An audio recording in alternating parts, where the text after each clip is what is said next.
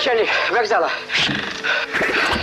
Приветствую вас. Здравствуйте. Я отстал от поезда. Вот, побег пивка купить. И надо же, отстал. С какого поезда? С 34-го пропадел пропадом. Присаживайтесь. Ну что же это вы, товарищ дорогой? Надо быть повнимательней. Можно было без пива. Без пива. Жарко? Ну ладно, не волнуйтесь. Сейчас что-нибудь придумаем.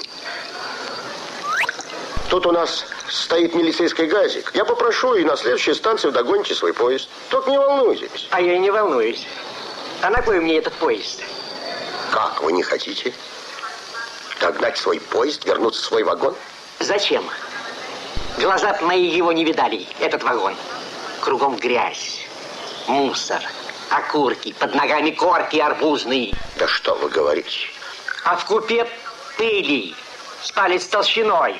Что на полу, что на столе. Ужас, какой ужас. Постараемся принять меры.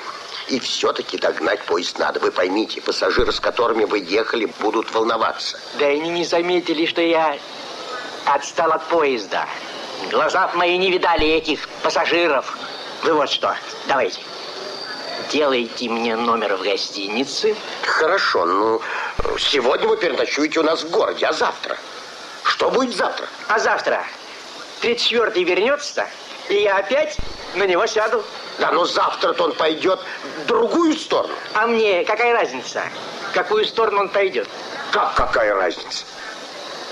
Каждый пассажир хочет попасть туда, куда он едет. Правильно. То пассажир.